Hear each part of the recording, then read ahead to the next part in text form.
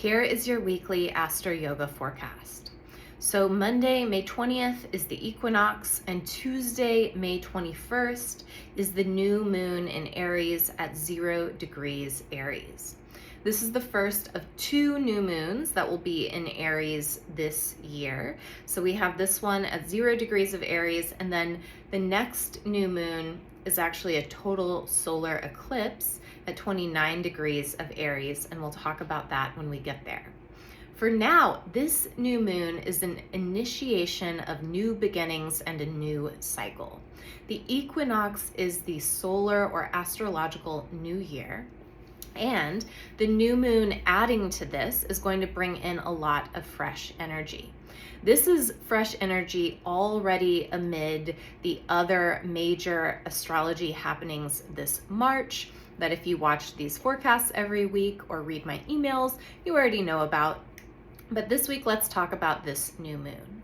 So the 0 degree point of Aries is the beginning of the zodiac. And so having these two events here is opening the doorway to a new experience of the zodiac.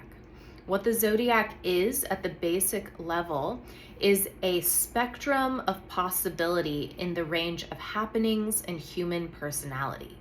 So whatever you've seen in your life that you've aimed to be or desired to have, that is now possible if you do what the 0 degree point of Aries suggests. And what the 0 degrees of Aries point suggests is actually forming a vision that comes from your spark of individuality. So not individuality in the sense that we try to maybe be unique or stand out from the crowd, but really that spark of life that's inside of you. Those things that call your soul forward, that make you say yes immediately, as opposed to, wondering what you should do or weighing multiple options. So this is a beautiful point in Aries, but it does challenge you to hone your vision. So instead of adopting a lifestyle or a set of choices that are applicable to someone else, maybe a well-meaning stranger or family member or friend that has your best interests at heart, to actually go into your own heart, go into your own mind, which the brain is ruled by Aries as well as the eyesight, and to say to yourself, what would it look like for my next cycle to be so much more profound, so much more aligned, so much more inspired? And that's going to help you form your next year in this coming cycle to be what you really desire it to be.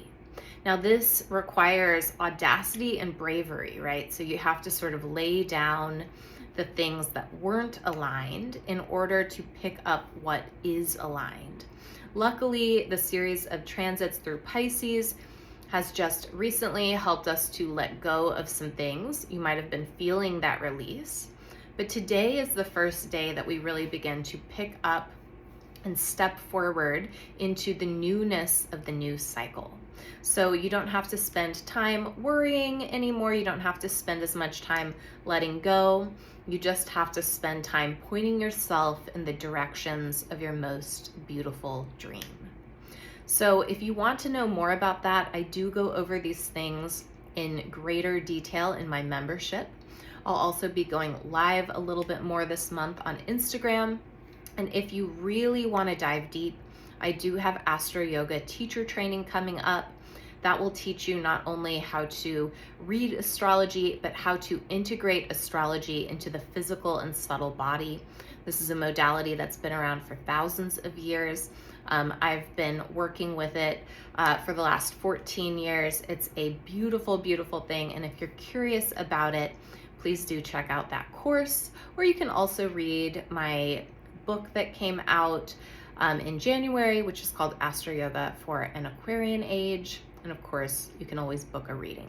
Okay, thanks you guys. Happy astrological new year, happy equinox, happy new moon. Let me know what fresh things are heading your way.